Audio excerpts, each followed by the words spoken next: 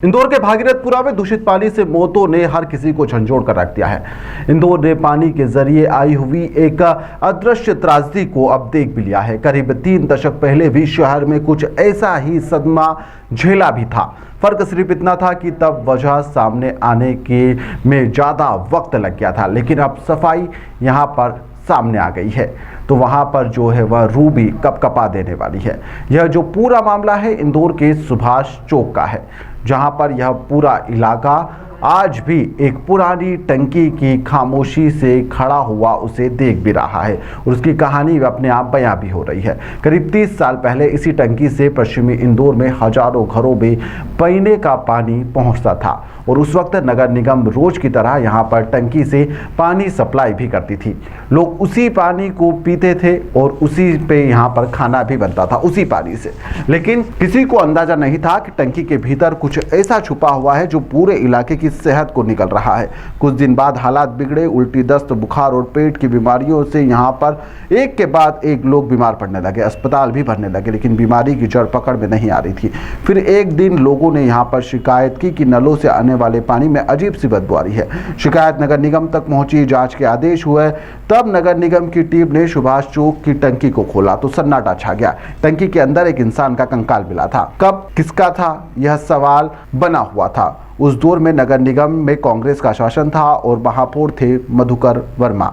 इस पूरे घटनाक्रम के गवाह रहे बीजेपी के वरिष्ठ नेता पूर्व विधायक सत्यनारायण सत्तन ने इस पूरी कहानी को सुझाया है। उस सिस्टम की सबसे बड़ी विफलताओं को भी गिनाते हुए वह नजर आए। पूरा मामला ये था कि सुभाष चौक की टंकी में एक आदमी की लाश पाई गई और वो लाश तब पाई गई जब उसको आदमी टंकी में गल गल करके सड़ सड़ करके रेशा रेशा होकर के लोगों के घरों में, बर्तनों में और उनके पेटों में पहुंच गया। उसी पानी को पीते रहे और जब जल में से दुर्गंध आने लगी तब लोगों ने उसके लिए ये कहा कि ये जल जो प्रदाय किया जा रहा है इसमें दुर्गंध आ रही है और वैसी दुर्गंध है। तब जाकर के उसकी जांच हुई और जांच हुई तो देखा कि एक कंकाल पड़ा हुआ है उस टंकी में। उस टंकी के शरीर पर ना तो चमड़ी है ना रेशा है, शुद्ध रूप से कंकाल पड़ा हुआ है। इसका मतलब ये था कि उस कंकाल को टंकी में पड़े हुए बहुत लंबा समय व्यतीत हो गया था और उस कंकाल के शरीर पर जो चर्म था, जो मांस था, जो रेशा था, जो भी होता है वो सारा का सारा गल गल करके रेशा रेशा हो करके लोगों के को प्रदाय होने वाले जल के साथ मिलकर के लोगों के घरों में, बर्तनों में और पेट में पहुंच चुका था। और उस तब जाकर के उस बात की जांच हुई और जांच हुई तो वो कंकाल निकला। कंकाल बिल्कुल कंकाल था। कहाँ पे थी ये टंकी? अरे सुभाष चौक बता रहा हूँ ना भाई साहब, सुभाष चौक की टंकी दुर्गा माता के मंदिर से लगी हुई मार्तंड चौक कहा था शायद वो। हाँ, तो उस मार्तंड चौक में वो टंकी थी, वीर सार्वजनिक वाचनालय के सामने, कस्तूरबा स्कूल के बगल में। ये उसका भूगोल और स्थिति है। उस समय बहुत विरोध किया था आपने, बहुत संघर्ष। हमने भी विरोध किया, अन्य लोगों ने भी विरोध किया, रहवासियों ने भी सहयोग किया और इस अनियमितता को कोसा गया था। इस अनियमितता का ये परिणाम हुआ कि उसके बाद कांग्रेस की नगर निगम आई ही नहीं इंदौर में। अभी भी नगर निगम में उसके बाद जो भारतीय जनता पार्टी बैठी तो 25 साल से भारतीय जनता पार्टी ही इंदौर की नगर निगम को संचालित कर रही है। तब माननीय मधुकर वर्मा जी यहाँ पर महापौर थे।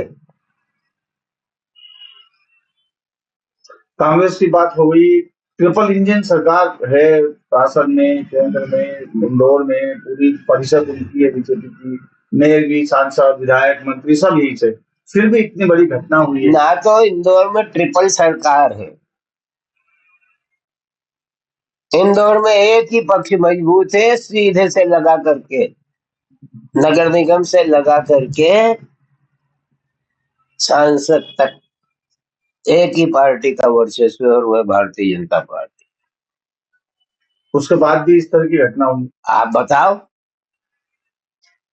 क्या फेलियर मानते हैं आप नगर निगम के? ये जो नेतागण है वो ध्यान नहीं दे पाया, अधिकारी ध्यान नहीं दे पाया। आप क्या मानते हैं, इतनी बड़ी घटना हो गई? जन शिकायतों के बावजूद भी उसका निराकरण नहीं कर पाना उन सक्षम अधिकारियों के माथे पर ही जिम्मेदारी आती है, जिनके द्वारा संचालित होने वाली क्रियाओं से ये व्यवस्था सुधारी जा सकती थी। अपने उत्तरदायित्व से बचने का कोई भी चांस उनके पास शेष नहीं है। पानी की जांच, आप दूध की जांच करते हो, दूध बेचने वालों के यहाँ जाते हो, दूध की जांच करते हो, अन्य खाद्य सामग्रियों की जांच करते हो, जांच के निर्णय आने में 4-4 महीने लग जाते हैं। क्यों इतना लंबा समय क्यों लग जाता? तत्काल क्यों नहीं उसका निर्णय होता? तो जब जब 4-4 महीने तक अगर वो जाए तो ठंडे रास्ते में जाने में देर क्या, तो लोग भूल जाते हैं। लोग की स्मृति जो है बहुत लंबी नहीं होती। लोक का जो सोच समझ है वो अखबार में पढ़ते हैं, सुनते हैं, कार्यवाही हो रही है, पढ़ करके और संतुष्ट हो जाते हैं, भूल जाते हैं। थोड़े दिन बाद उस कार्यवाही का आना जाना क्रियाकलाप जो है उसका कोई लेना देना नहीं। ताज़ा खबरों के लिए सब्सक्राइब करें JSR टाइम्स और साथ ही नोटिफिकेशन पाने के लिए बेल आइकन को दबाएं।